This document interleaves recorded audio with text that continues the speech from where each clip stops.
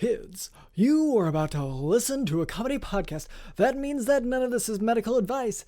If you need medical advice or medical care, please contact your doctor. Welcome to the Jingle Jock Doc podcast, featuring Dr. London Smith. 'Tis the season to be freezing. I hope you and your family are not wheezing from the coronavirus. Aww. Introducing your host, Dr. London Smith.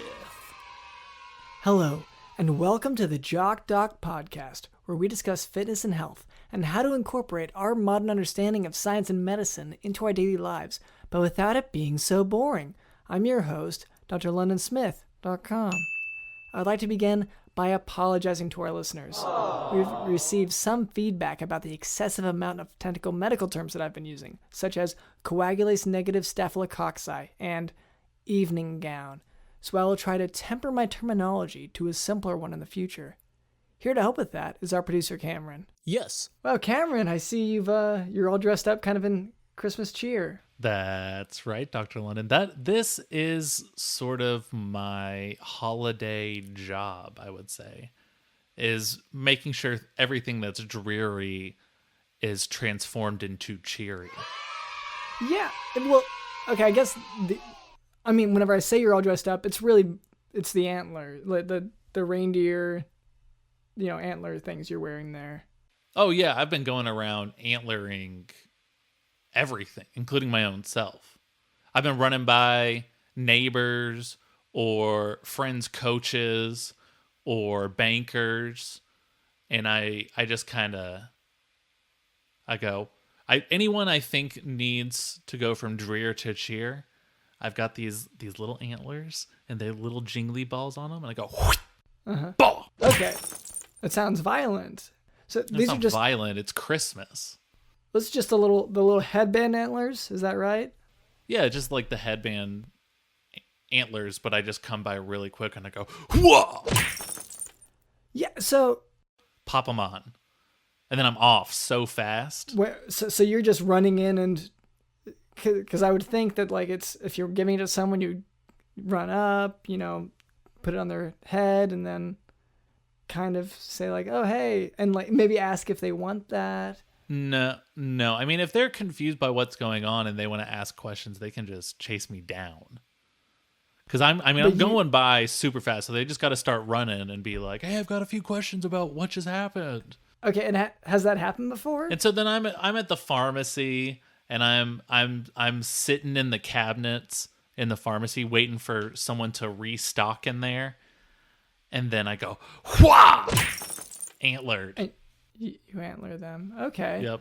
And I want to encourage all of our listeners to antler all of your friends and your classmates and your teachers and your students. Antler everyone you possibly can.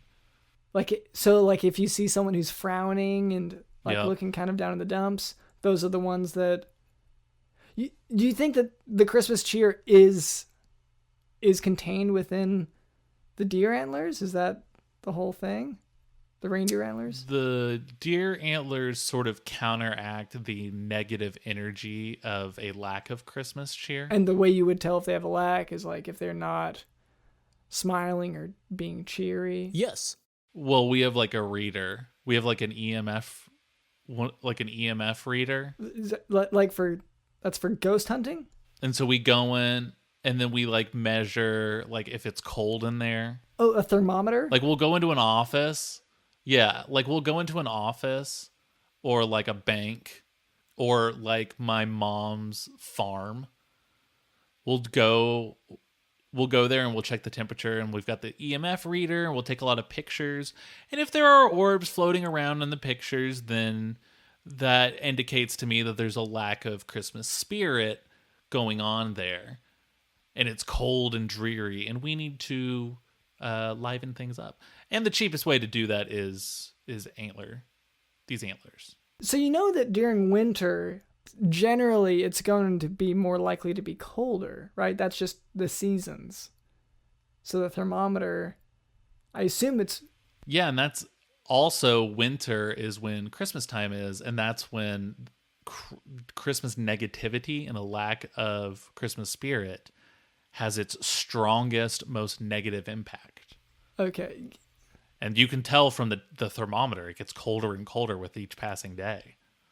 Yeah, and so I guess, so you think... And there's so many orbs when you're taking pictures. And once again, that sounds very much like a specific to ghost hunting. Like that's a very... The orb thing. Well, we're hunting the ghost of lack of ghosts. And if you think about it, who are the 3 most famous ghosts alive? Well, I guess Casper would be the most. Well, I mean, but like not them, not Casper. Okay, not Casper. Then I guess like the Three Stooges is the next one that comes to mind. Like I don't think that they're... The Three Stooges aren't ghosts; they're just guys. Well, I mean, at this point, I don't know if I think that like Curly and like I feel like they aren't alive anymore. Like they're ghosts at this point, right? No, I haven't heard anything about this. You're talking about Will Sasso? Yes. No. And the Silicon Valley guy? Yes. And Sean Hayes? Yes. No. Okay. So you're telling me they're gone? I was referring to the original. Anyway, we can move on from that. The 3 most important ghosts of all time are the ghost of Christmas present, the ghost of Christmas future, and the ghost of Christmas fast. Ghost of Christmas fast. Yeah, that's the ghost that is always like, oh, the holidays just come and go so fast. Yeah. Okay. Oh, haven't the holidays? Oh, I can't believe it's already over. It just feels like it came and went. Okay, so whenever you said Ghost of Christmas Fast, I thought you might have been referring to, what you were trying to emulate with your fast running with the reindeer antler things. No, I just don't know any other way. If I'm moving and I'm trying to reindeer antler people, I'm going fast as hell, man. I don't know how to do that without being at top speed, baby. How many of those are you giving out a day? Because that sounds, for one thing, even though you say it's more cost effective for the purpose you're trying to, accomplish. But like, how many of those are you doing a day? You're doing, you're pranking a few friends with it. Oh, I'm just doing like one session a day, which is, it's about 100 different antlerings around town and neighboring villages. And so you're running and you're measuring temperature and you're measuring electromagnetism. Determining lack of Christmas spirit. And taking pictures, checking for orbs. And this is all while you're sprinting. Yeah. Okay. I have like a Surface, like a Microsoft Surface, so it can be a tablet or a laptop, and so it works perfectly on my skateboard or scooter. Is that an advertisement? Is that a sponsor, or is that just... No, just a practical computer. Okay. Yeah, well, great. But hey, I'd like to say I would not mind having them as a sponsor. Anyway, so that's our producer, Cameron. Bringing the Christmas cheer every day of the year near Christmas. Also with us is Digital in the House.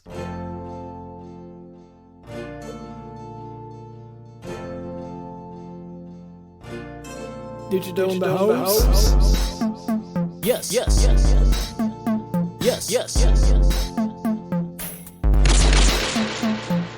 Think about it. Who are the 3 most famous ghosts alive? The 3 most important ghosts of all time are the ghost of Christmas present, the ghost of Christmas future, and the ghost of Christmas fast.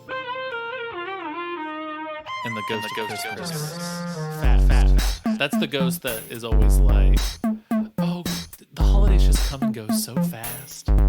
Oh, haven't the holidays? Oh, I can't believe it's already over. It just feels like it came and went. Wow.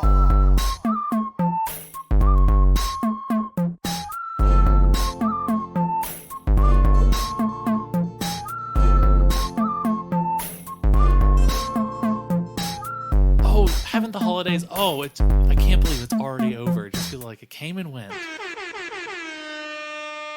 And later, Cameron tells me that we can expect a special guest who's been making some headlines. That's right, Dr. London. Yeah, so look forward to that. But before we move on, I would like to address a bit of listener feedback. So when I choked on food the other day, a kind stranger performed the Heimlich maneuver on me, and I coughed up the food onto the ground, and it spelled out what I understand to be a message from a listener. The note reads, quote, "Please don't say such mean things. The grandkids might be seeing this." End quote.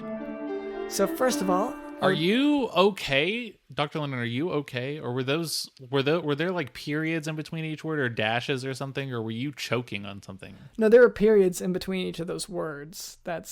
Do you need me to give you the Heimlich maneuver? No, my throat's clear. I'm fine. Let me do it just in case. I feel like that would be safer. No, So. Okay, okay, so you're used to going for the head, and so you went straight for my neck there. Yep, and let me antler you while I'm here. Okay. And then. Okay. Well, that was below the belt. Okay, and that you that good? was my legs. We that good? Was my legs. And what's on your head now? It's some reindeer antlers. Yeah, that's right. Okay. So for this listener, to answer your question, I apologize. Plain and simple. We really maybe have said some mean things, and the grandkids really might be seeing this. So Cameron and I would both like to make some public apologies, and I think that maybe now is as good a time as any. So yeah, I think that's very brave of me and you. So yeah, let's go ahead and make things right. I'll go first if you don't mind. I would like to apologize sincerely for my TikTok video at Dr. London Smith, in which I tried to portray how clowns behave in the wild. I recognize now that was a form of cultural appropriation, and I will endeavor to better myself and my understanding of foreign cultures in the future. Cameron, do you have any issues where you may have been inappropriate? Yeah, no, I definitely need to apologize for something. So look, I want to say from the bottom of my heart, and I genuinely do mean this, I did not think that rowboat would sink, and I did not think that she would do that. And I mean that. And you're referring to... Okay, yeah, you're referring to that. And it's not my fault. Because she decided to shoot fireworks off from the rowboat. Yes. Was it her fault that she... I guess it wasn't your fault that she couldn't swim very well. Well, it's not...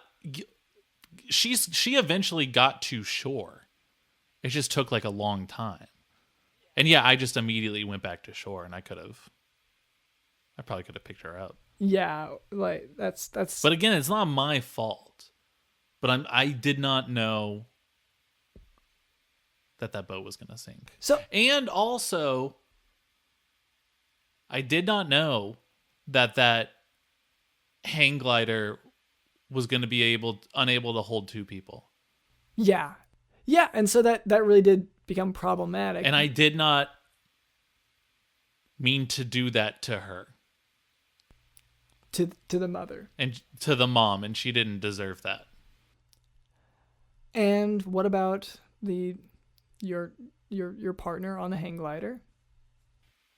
The way the partner fell upside down, and I just dragged the partner by its face for the rest of the way. And then pantsed them from up above. Yeah, it didn't seem appropriate to me. Almost like a reverse pantsing. Yeah. And I'm sorry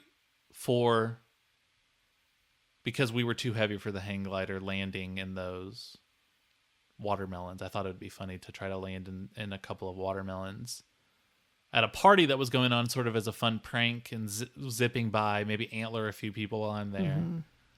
Mm-hmm.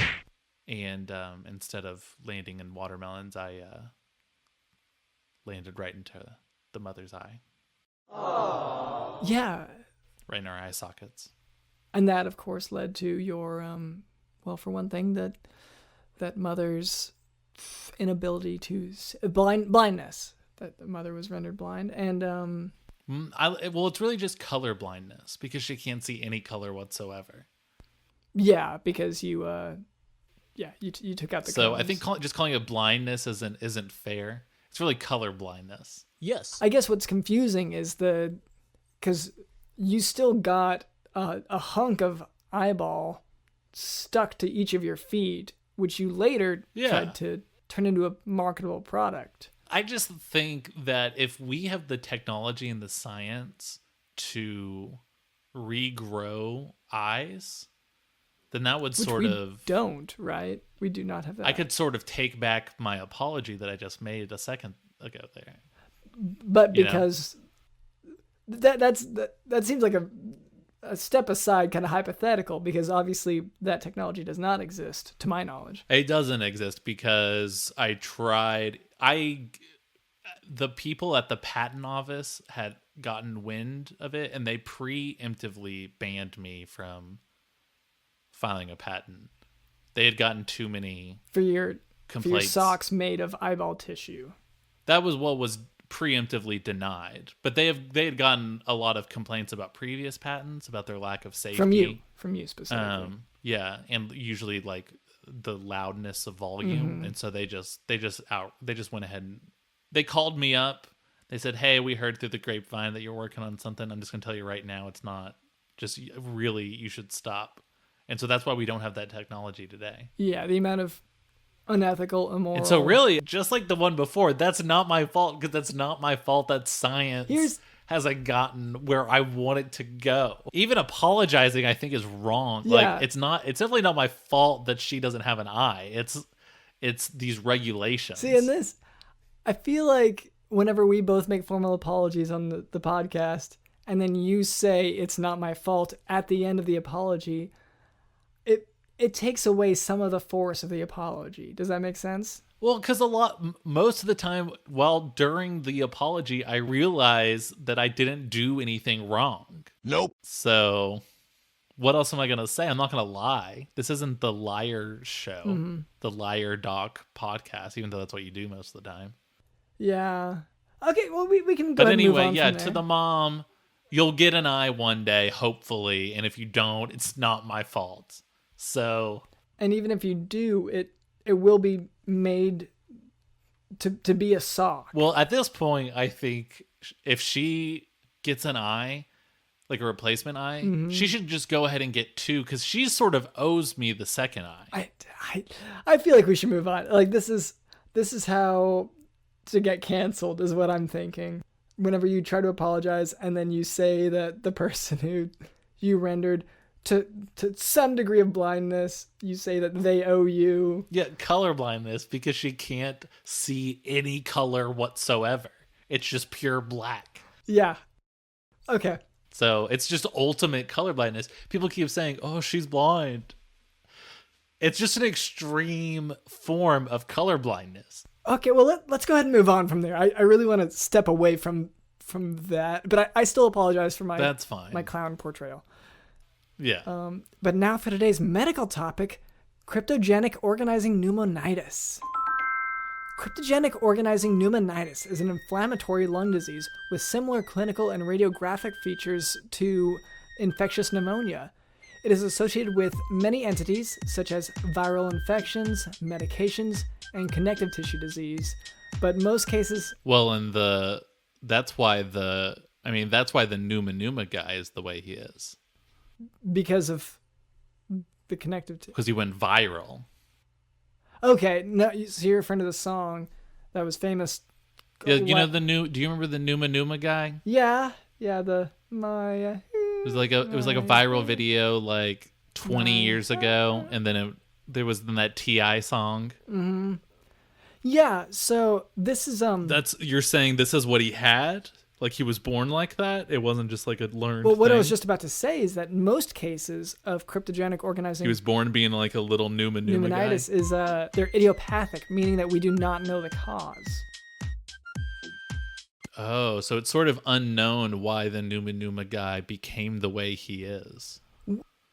That's just one of those unknown mysteries of quantum physics, quantum science. Well, I don't know that this specifically explains why that viral video was what it was, but wait, I go ahead and because there's no way to know, like you said. So in Cryptogenic Organizing Pneumonitis, and the pneumonitis refers to itis, that's inflammation, and pneumo, that's the lungs, that's breathing. And the Numa guy. Yeah, okay.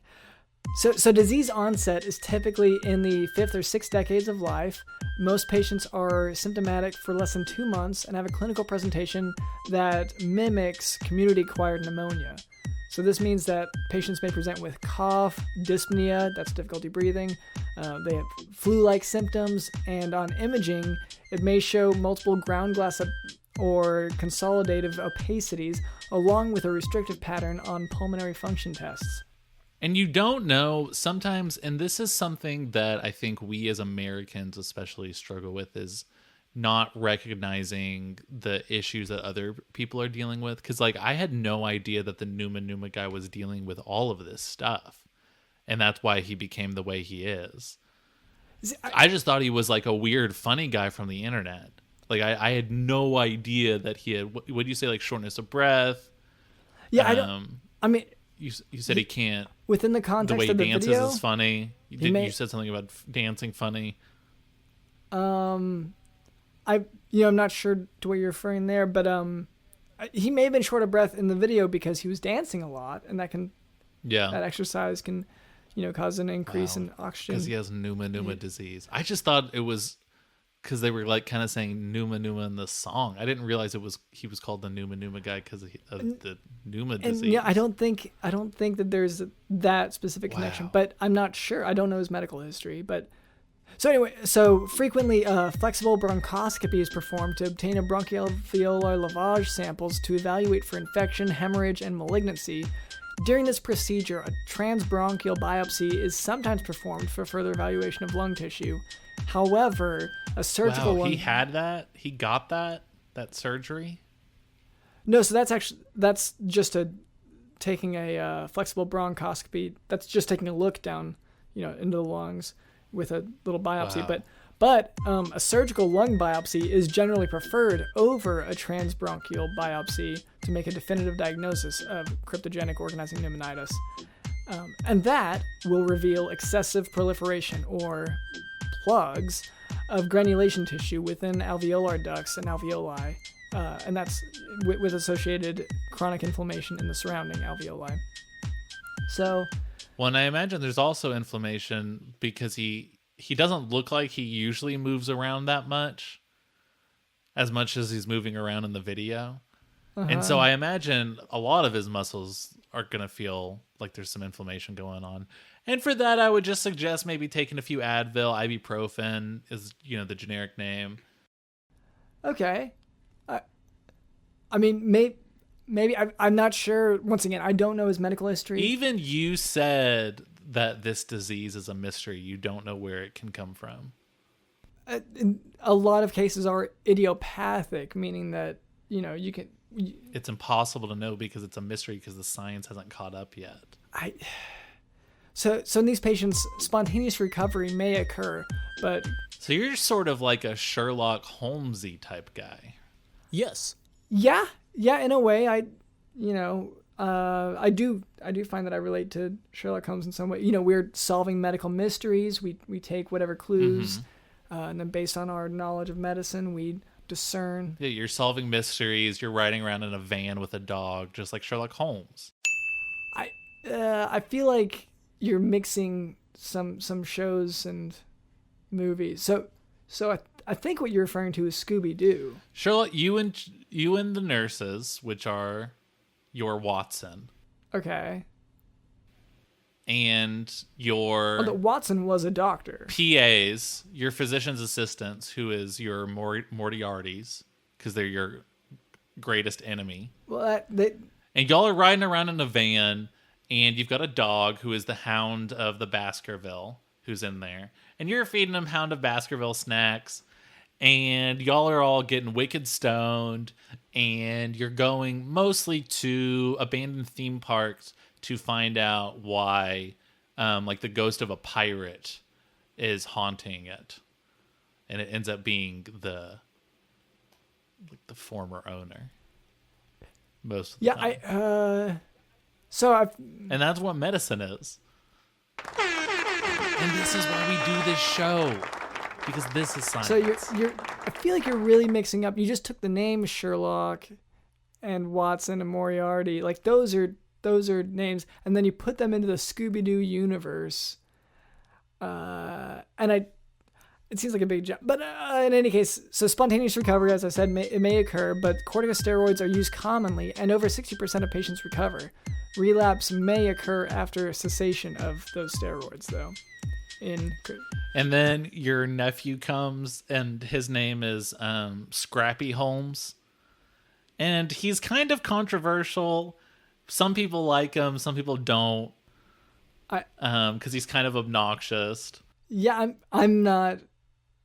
I guess I can go on the record here. I am actually not a fan of Scrappy Holmes. Scrappy Holmes, yeah.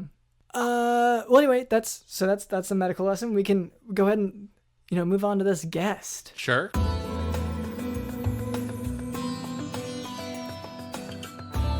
All right, Cameron, you said that we had a special guest that he's someone who's actually been making headlines. Is that right? That's right, Dr. London. I am going to go ahead and say, and Dr. London, you've been getting mad at me in the last few weeks for referring to every single guest we have as the most special guest that we've ever had. Yeah, I mean, not so mad, but, just it doesn't make that much sense to me.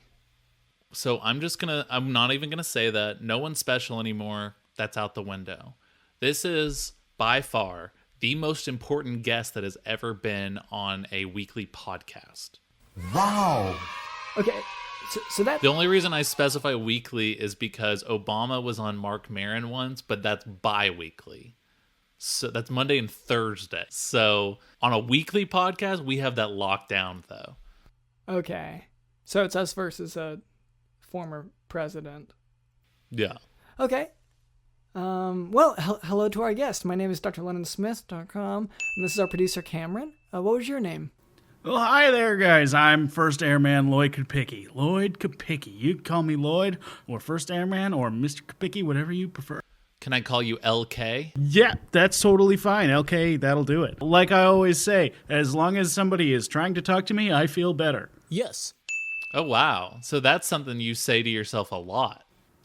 It is. Sometimes up here in the sky, you're all alone. I should probably tell you why I have the title First Airman. It's something I gave to myself once I got into the sky. Yeah, you must be a pilot, right? Not exactly. Were you in the military or anything like that? No, I was rejected from the military once and did not try again. They said, you don't have the qualifications. Yeah, same story.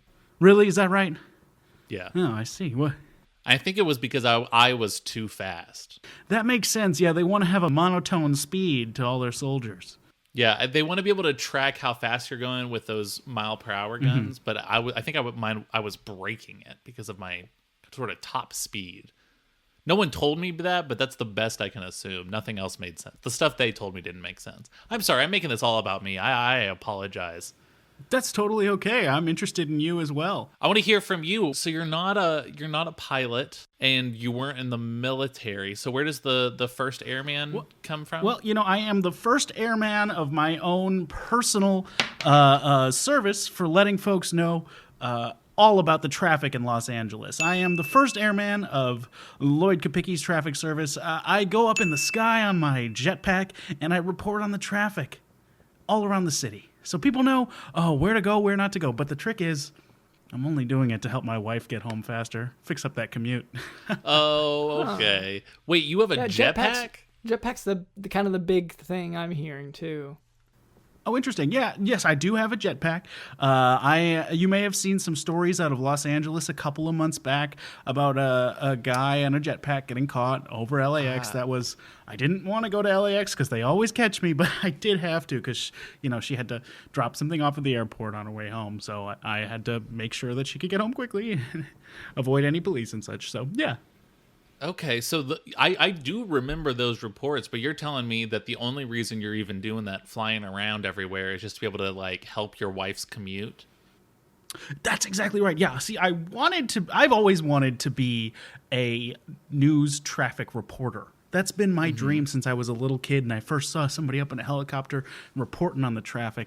And then, I tried. But was that something you were rejected from? And you never tried again? Exactly. I was rejected once, and I thought, well, I can't do that, but I could make my own way. And my wife, she really appreciated the idea that I would help her with traffic and easing her commute.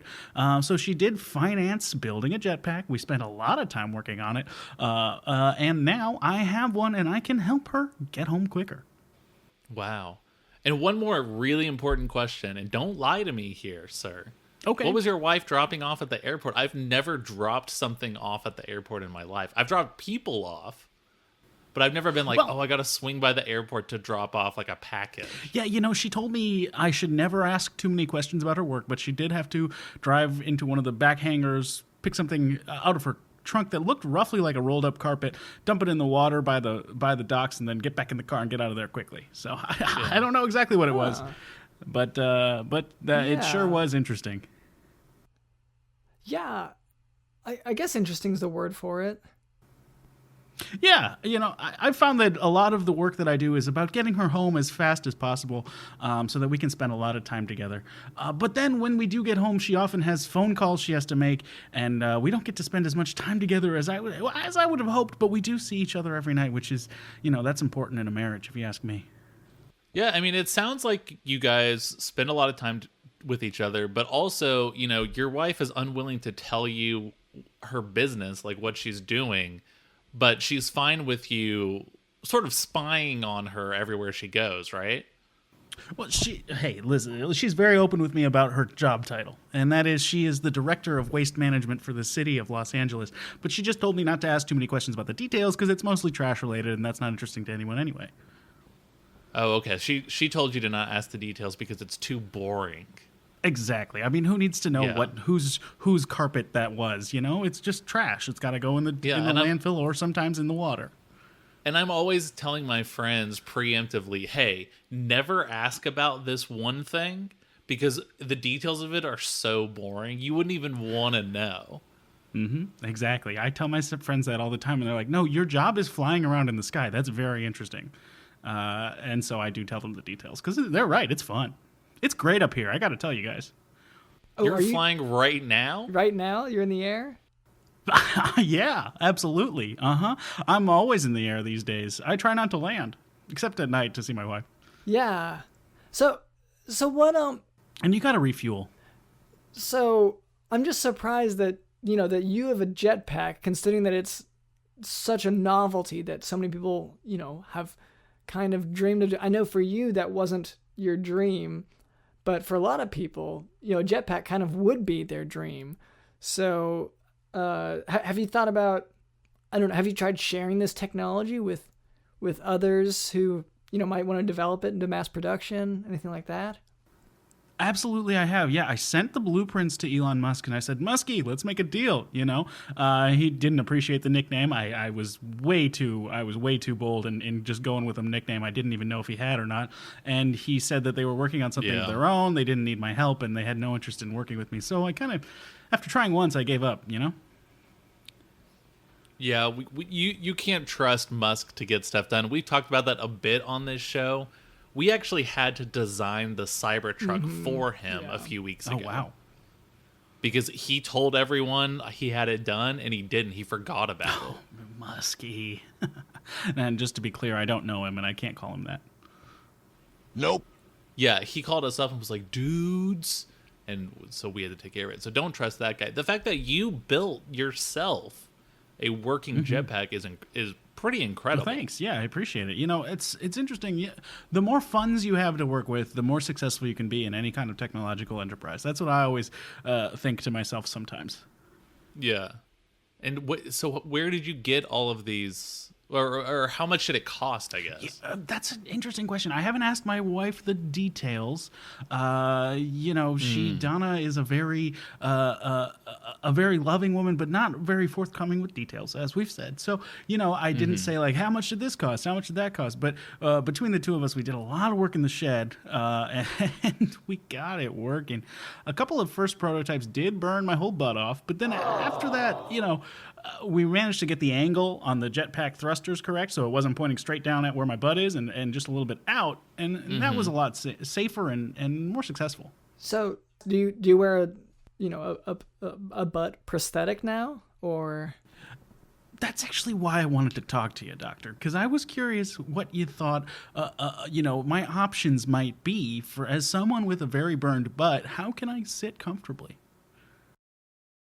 Yeah, well, I guess, okay, so first question, how long ago did this happen? How long ago was your buttocks burned off? Yeah, so the initial butt burnings began in around, I would say, April of 2020.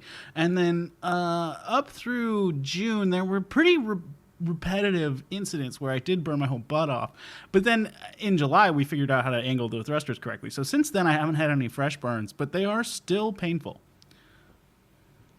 Right, because you've got like 4 months of butt burn built up. That's right, yeah. My whole butt's covered in char. So I imagine that must hurt. Mm-hmm. And I mean, honestly, it seems like a sort of a compliment. I mean, if you had a flat ass, then you would have been a lot safer. But you must have been packing some junk in the trunk. Absolutely, yeah. My wife's colleagues described me as her thick plaything, which I never really enjoyed. But at the same time, I'm like, it's kind of a compliment. Huh. And that's thick with 2 C's. Yes. I don't know if that came through in the way I was saying it. Oh, yeah, no, that's clear. I assume anytime anyone says thick nowadays, it's with 2 C's. Regardless of the situation. So, I mean, Dr. London, help this formerly large-butted man. So, I mean, did you go to the hospital? Did they talk about, doing any grafting or, like, because I don't know, exactly your situation. Yeah. What? This is not a time for crafting, Dr. London. What, you're going to give him some cardboard paper or whatever and have him make fun shapes in a poster board? This is not a time for that. Yeah, no, I was referring a little bit more to the the skin grafts. To crafting. So skin grafts, they take a portion of your skin from a different part of your body. Oh, you're saying graphing. Okay. So you're going to crunch the numbers and do the math to fix his burnt little butt. I mean, we did graph the damage, so I do have a visual representation of the course of the experimentation during the building process that shows how burned my whole butt was from day to day. But I don't know how useful that'll be to you, since I just want it fixed now, not back then, But at the same time, it's like, yeah, I did want to go to the hospital, but that's one of the big rules in our house is no hospitals. Sorry, you're not allowed to go to the hospital? No, it's something, Donna, she says we're trying not to attract attention and one of those kind of deals. Hey, it is what it is. Well, I mean, is it? Because what I'm hearing is that, maybe, like that sounds like it's a very serious emergency situation where, a trip to the hospital is pretty essential. But Dr. London, going to the hospital is a personal choice. Yes. You can't force people to. I know in your America, that's what you'd want, is anytime anyone's sick or has something infected or whatever, that they rush to the hospital and they make sure they give the doctor $1 zillion. But if people want to, take that infection and just sort of glue it back together, then that's fine. That's their choice. Okay, and I guess So, okay, we can move on from there, I guess, because in my mind, you want to go to the hospital if you have a severe burn that results in sort of a significant body change. But, okay. I'll say in my case, case, we ran it under some cold water, problem solved for the most part, although it does still hurt now.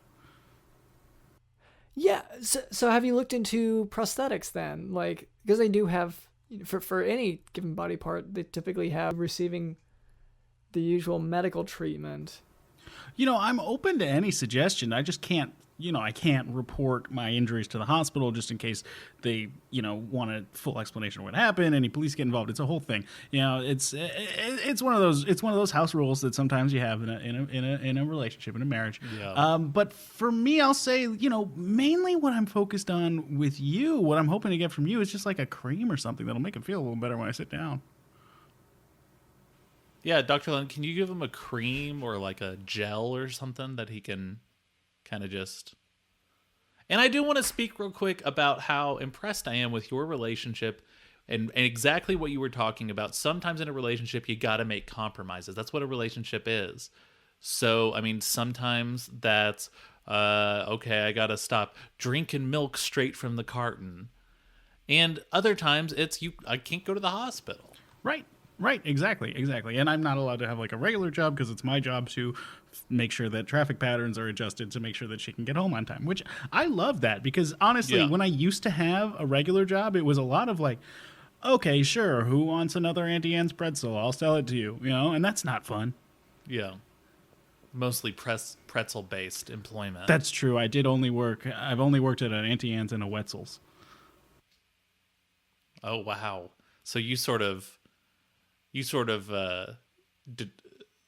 defected a little bit to the competitor. Well, they were offering better rates, and it's one of the things. Like, if you can get paid more to do the same work somewhere else, you should really consider it. That's something I always say, and that's actually how I would say it's a lesson I learned from my wife to an extent. Like, this was prior to when I met her, but in hindsight, I'm like, yeah, she does that all the time. That's how she pulls people from the East Coast to the West Coast, Yeah, so maybe we can talk about your wife for a second. I know you hear about you, but it sounds like... Oh, I don't want to. I want to talk about me. Yeah, but like I'm just kind of curious just to put in the context of where you are in what you do. For one thing, you said something about correcting traffic, because I was under the impression that you were flying up, checking what traffic looks like, and then letting her know what it looks like. But are you actively changing traffic in some way? Well, see, that's the thing. You have to get people to listen to your show, your traffic show, so that they know where to go, right? So I'm up in the air. I'm saying, hey, if you're on the 10, you should maybe get off the 10 because the 110, which intersects with it, there's a big backup there, so you're going to have a slowdown. But the trick is, that's not true. I just want them off the 10 to clear the way for my wife to go. See, it's a trick. Oh, okay. Yeah. So your traffic reports are lies. That's right. My traffic reports are not true, and this is one of the big reasons why they wouldn't keep me on at KTLA, the news network that I tried to work at first, because I kept doing this, and they kept saying you have to report the actual facts of the traffic so people can get home quicker. And I'm like, no, if I do that, then my wife can't get home quicker. You see, it's a big disconnect we had. Yeah, it doesn't make any sense because it's like, okay, well then why am I doing this if I'm not helping my wife get home faster? So what's the point? What's the point of this paycheck if my wife's not home on time? Mm-hmm. Yeah, they also, again, I've only worked at 2 different pretzel shops, so I never actually officially worked at KTLA. It was just part of my training, my audition day, That's how they do that. They audition people for the role of news traffic reporter. Well, and I'm sure if there was something huge in the pretzel world, you'd be able to report on that. That's the same as the news. That's true.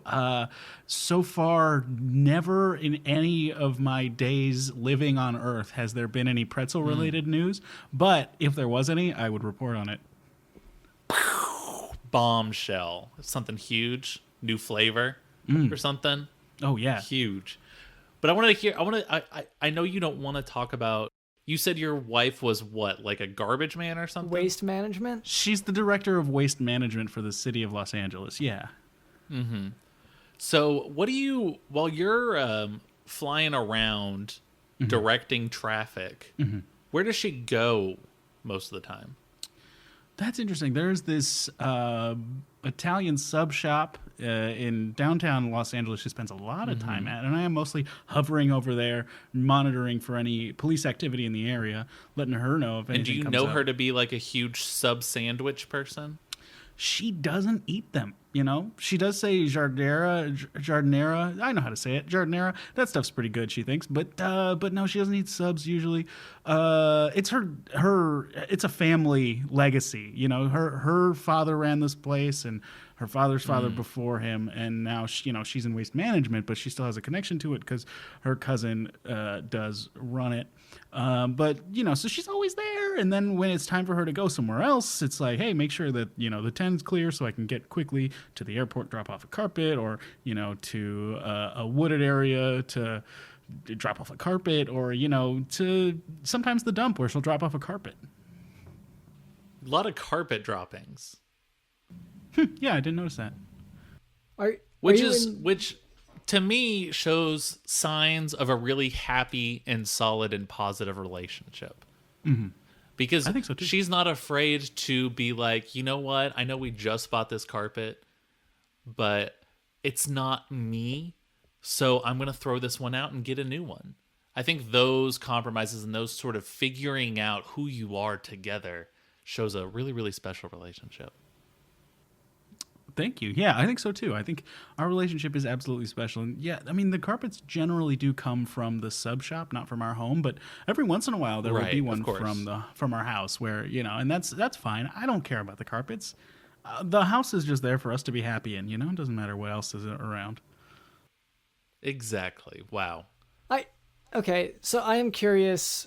So you talk about how you go through a lot of carpets. Are you in a carpet or rug business, or are you just having to keep buying these?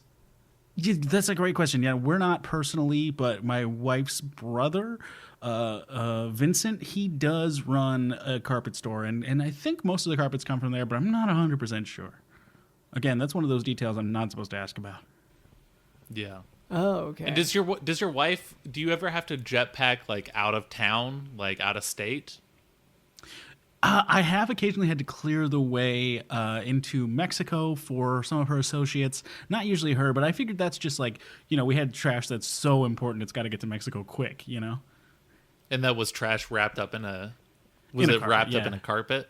Yeah, yeah. Okay. Does she know about... I mean, I would assume, given her job, but like...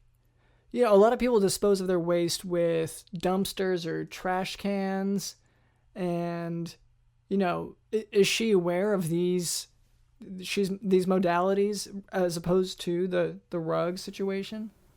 Yeah, of course. I mean, so she runs waste management for the city. So there's plenty of trash collectors who work for her and use the regular dumpsters and such. But it's just when she has priority trash, it's got to go, via carpet to either, a specific dump or Mexico, sometimes the water, sometimes deep in the woods. Every once in a while it gets buried underneath a new construction site so that when the construction site goes up, they'll never find the trash, things like that. Yeah. And I mean, and that's just great customer service, like being able to supply priority trash, just like priority mail or anything else. You pay a little extra, that this thing is going to, be sort of put maybe out of town in the bottom of a quarry. Exactly. I hate to sort of throw anything into question here, but have you thought about... So in a lot of movies and TV shows I've seen, the method, sort of the easier method to get rid of... And I don't want to be... So just this, I guess this is hypothetical for now, but if you wanted to get rid of a human body, you would roll it up into a rug and then throw that away. Sure. Does that... Right. And so given that your wife has been throwing away a lot of rugs, do you think that there's any chance that the waste, the trash she's throwing away, the garbage, is a human body? mean, I can't think of any reason why that would be. I mean, it's possible, but I figured more likely it's just like a bunch of computer parts that don't fit into a bag that you can't put in a plastic bag because it'll break through the plastic bag. But a carpet will hold them, or like broken glass, same issue. That'll break through a plastic trash bag, but it won't break through a carpet. Now, of course, Yeah. it is theoretically possible that she's seen a lot of mob movies and thought, well, this would be a good way to get rid of a body, but I don't think so. I mean, there's no mob in LA. Everyone knows that. Yeah, and I mean, this to me just sounds like a normal Italian American woman who loves eating subs with her family members and has figured out a reasonable and cheap and sustainable way to dump out trash, which is instead of, we're just going to use plastic and it won't even be recyclable. Well, maybe you can use this carpet and maybe that can be recyclable, which I don't know. Exactly. And it's amazing that you knew she was Italian American. We didn't even talk about that. But yeah, you're absolutely right. She has a strong Italian American heritage that is so strong that she told me I'm not even allowed to take her last name just in case, because her, her full name's Donna Corleone. Yeah. So this is sounding a lot more like maybe sort of a... Do you think your wife could possibly be a part of the mob and maybe... her urging you to... Dr. London, you could... I am so sorry. Dr. London, you cannot accuse a guest's wife of being part of the mob. I didn't... It was just a question. I'm just asking if possibly his wife could be involved in the mob and maybe, to protect him, she is urging him to not ask about her involvement in said mob. I mean, look, if she was in the mob, I would just say she is fantastic at covering it up because nobody knows, not even me. But no, there's no mob in LA. Everyone knows that. And you've got eyes on her all the time. So if she was doing shady stuff like that, you would totally know about it. Exactly. Yeah, exactly. I mean, I see her all the time. She's taking trash from one place to another, making sure no one could ever find it, and that's just the job of a waste management director. It's nothing mob related. Okay. It just seems to me it sounds pretty suspicious, and like just because it's. And granted, I have not worked in waste management, so You want to know what you also haven't done, Dr. London? Is cure this man's hurting butt. Right. Which is what he came Do you have a for. cream or a gel or anything for my whole butt being burned? Just so I can sit down. Or just padded underwear, honestly. Oh, yeah. Do you have padded underwear? Can I get that Like prescription? medical grade padded underwear. Yeah, and like even is the scar tissue still fresh? Is it like oozing? Is it an open wound or? It's not oozing. It's not an open wound. It was for a little while. We ran it under cold water. Then we applied some aloe vera cream. And then I did wear diapers for a time just because the diapers would hold in the ooze. Not because I had to. Listen, I can go to the bathroom wherever I want, whenever I want. But the diapers were good for the pain to an extent. But now at this point, I'm mostly just dealing with charred skin on my whole butt. Okay, yeah, I guess cushions would be the biggest thing, and then moisturizing cream. I could see it's just it's one of those things where I'd really have to see you for a formal office visit to really that's tough because give I you am sound in advice. the sky all the time. So and pretty also much all the time. unwilling I to- do land to see my wife. Yeah. And you know, obviously, since you're not allowed to go to the hospital, you're probably also not allowed to go to see, Dr. London in his office, I assume, right? Yeah, I mean, we've definitely if there's a flu in the family, we will bring in a doctor to the submarine shop, and occasionally have Right. them- It's sort of in the back room with a doctor who's sort of making house calls, right? Exactly. And house Never calls are very in convenient for us an to- office, yeah. Right. Yeah. So if Dr. London, if you'd be interested in, maybe getting a free meatball sub, checking out my butt, we could arrange something. We could arrange a time. Yeah. Yeah, Dr. London, do you want to make a house call to this family's sub shop? and like, well, I think I'd have to probably decline. And maybe for that now, can be at least. sort of an ongoing relationship going forward.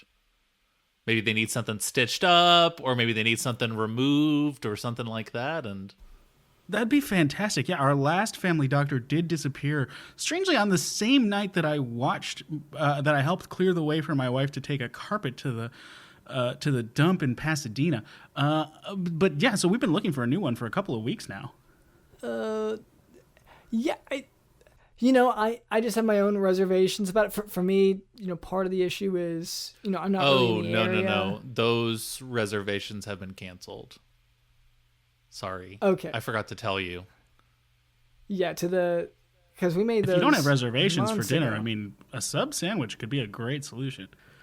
Yeah, we might want to just pick up a sub sandwich, Dr. London, because those reservations. I didn't make them, but it was because my phone, it had an upgrade. That's it. And so you decided not to make them. Yeah. Okay. I did the upgrade instead. I had to choose between the two, and I felt like that was more important for security. Okay, well, so Smart. Lloyd, Security is very important. to answer your question, I've already got kind of a full employment going on, so it's for me to split my time. That'd be more than and I'm happy with where I am. So, thank you. Oh, okay. I mean, it doesn't sound like it's a that's all full-time right. job. It's just occasional house calls, Dr. London. And it's probably not even during working hours. I mean, what time of day does the doctor usually drop by? That's a great question. I mean, I've definitely helped clear traffic to get the doctor to the sub shop at all kinds of different hours. A lot of 3 a.m. calls, where I've worked a double duty to clear the ways to get some of my wife's associates' cars to the sub shop as quickly as possible, while also clearing the way to get the doctor to the sub shop as quickly as possible, all while monitoring for any police activity, which honestly, I mean, sometimes they ask me to do too much, I think, but it was a fun night. Huh. So yeah, you could work any hours you want, except you do have to work all hours just in case. Yeah, I mean, Doc, this seems manageable. So how about this? We're gonna talk. We're gonna come by the sub shop later, I don't know if and we're gonna talk through this. okay. I don't know about all that, but you know what? It seems like this is a good time to go ahead and I guess we didn't warn you about this beforehand, but we actually have some chores that we have to do sometimes. Oh yeah, Anything I can help you with from the sky? yeah. Honestly, any help would be helpful. I guess. I guess I can explain to you and to our listeners who are maybe just now checking in. Basically, Dr. London and I had a to-do list of chores that we sort of neglected, and we lost the list for a while. And now it's this huge list of stuff we've got to do. We got to get it done. And so I created this chore wheel, and we spin it every week. And whatever chore it lands on, we just got to do it. Even if we don't want to do it, even if we're being lazy or whatever, we just got to do it. And so we're going to go ahead and spin the chore wheel right now. And so I'm going to go ahead and do it if that's okay, Dr. London. Yeah, I'll is that stand fine? back because it's I don't know who added spikes, but there are spikes. Oh, that was just to ward off thieves. That's all. I guess So let it me worked. I don't see any. DJ Dylan, can you oil up the wheel a little? Yes. A little. Just go ahead and oil it up. Okay. And then spin.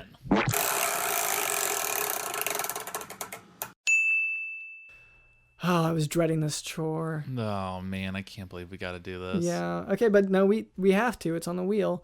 We have to have our holiday party. Okay. No, it's That great. sounds great. So it's Well, it's we have to. a lot. It's a lot more complicated than it sounds. Do you want to wish- explain why? I mean, okay, so for one thing, normally, like, because there's the invitation process, we'd like to have the party now, but there's so much prep involved. Like, Cameron, you've been working on the chocolate fountain, right? building it. Yeah, and we've run out of materials, which has been the issue because of how large it's. We have to make it larger every single year, and unfortunately, we've been doing this for so long that it's become sort of a large fountain, almost like a city park type of fountain of chocolate that you can sort of dance in if you want to or whatever. Yeah. Last year, we had to donate ours, and it was considered, like, they used it to help build a highway. Yeah. Because it was so gargantuan. And frankly, and not to be down on you, Cameron, but the construction wasn't, like, it didn't actually make chocolate flow. It seemed like your perception of a chocolate fountain was that it had to be made of chocolate-looking substances. Yeah, just like brown wood, dark brown colors. Yeah. Which just why, normal stuff that you paint a dark brown. Yeah, which is why that highway, it did collapse. Anyway, so the other thing about holiday parties is that it requires mingling with your coworkers. And I'm not sure if our listeners are aware of this, but Cameron and I do not talk outside of the podcast if we can help it. Nope. We got to save it for the podcast. That's right. I sometimes Dr. London will be like, "Hey, Cameron," and I go la la la la la la la la la la la with my ears plugged. Because save it for the cast, man. Yeah, that's money.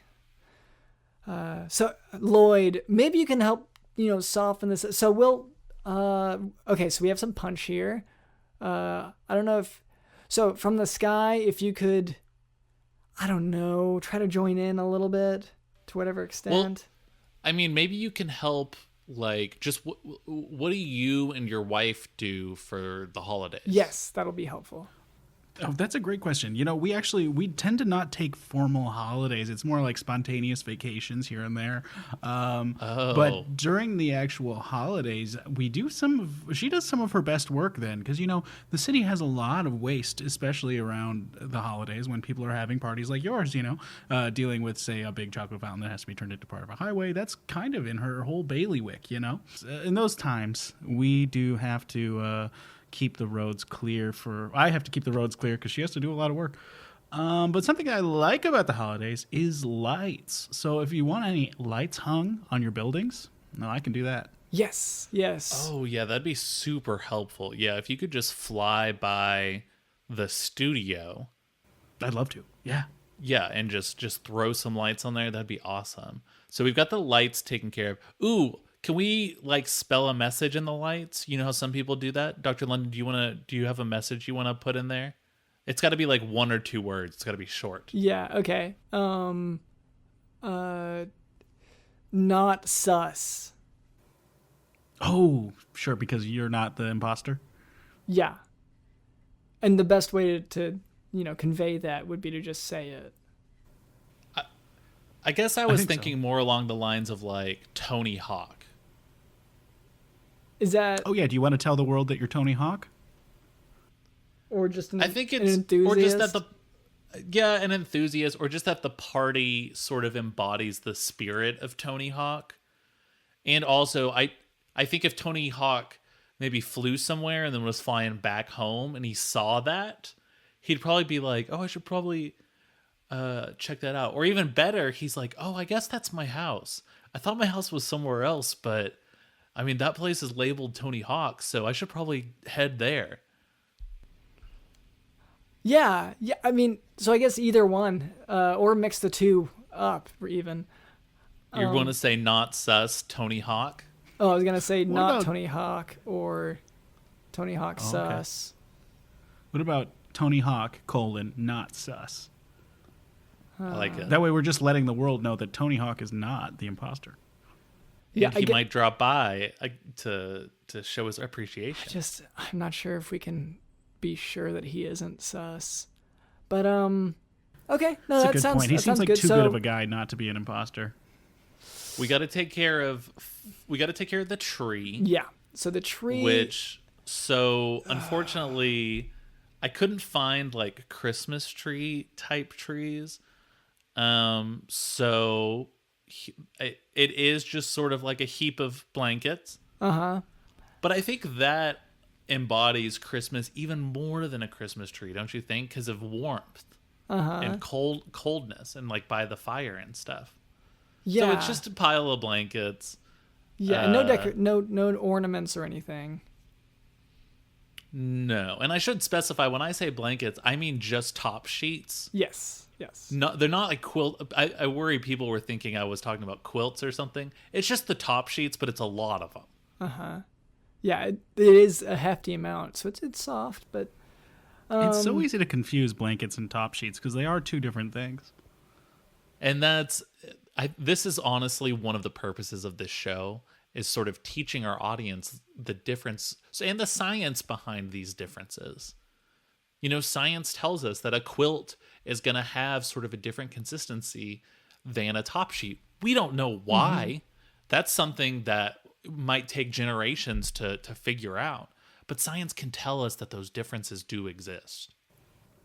And don't even get me started on a duvet cover. I mean, that's a cross between the two that I'm not comfortable with. yeah. No, and it's trying too hard. That's all I got to say.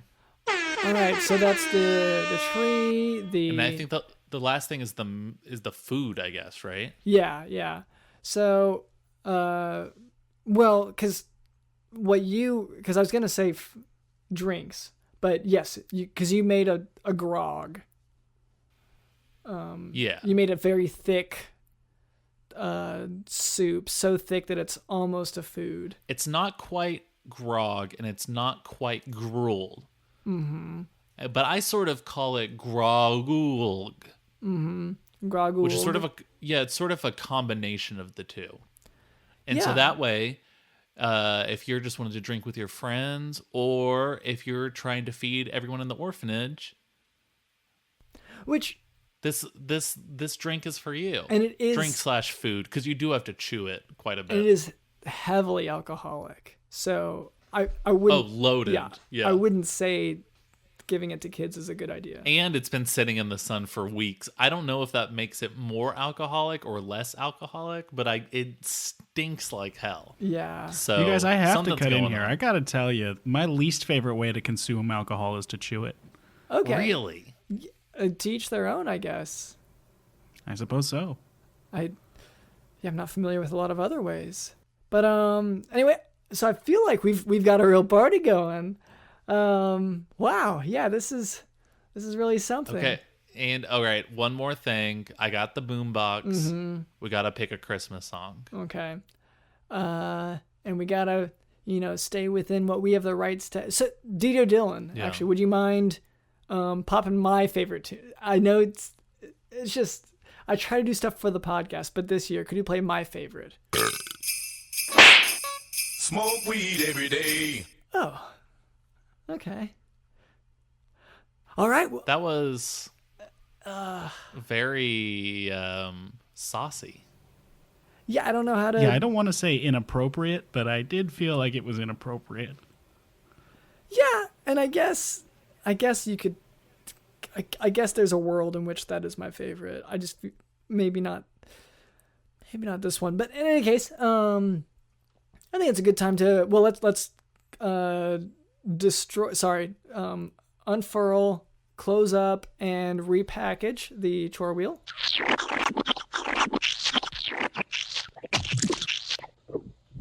All right. Okay.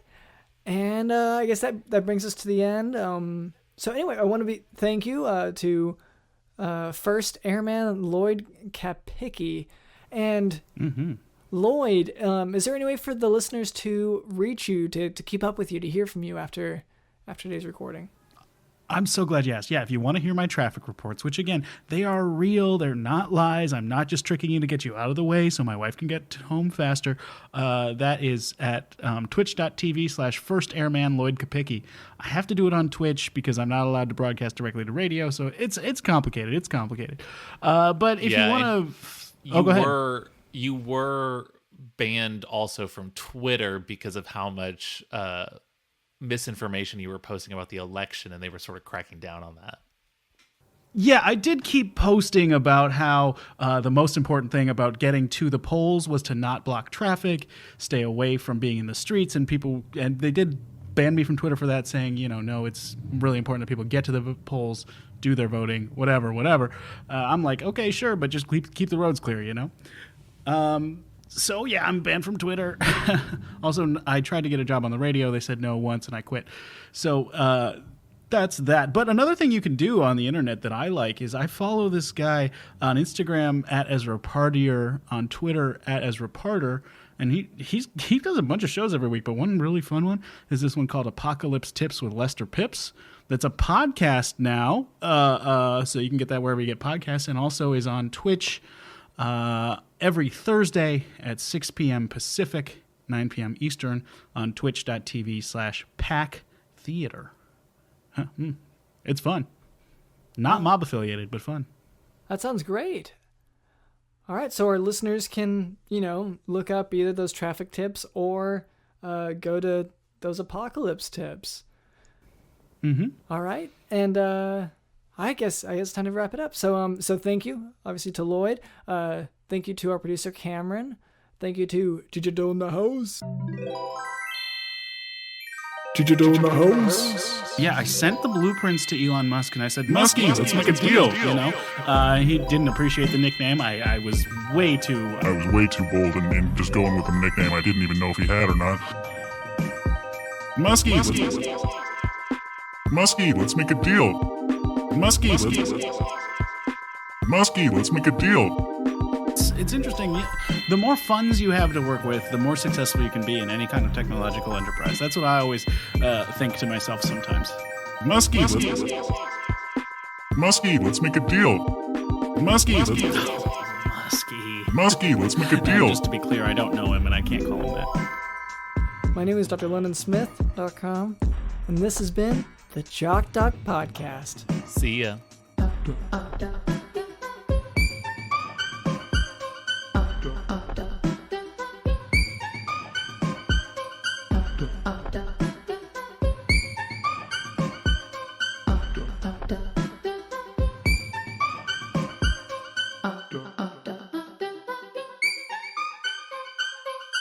The door slams in your face with a loud slam, and it is difficult to discern whether the silence that follows is more due to the contrast from the significant volume of yelling that you had inundated that room with moments before, or because of the muted layer of deafness provided by the door's closure.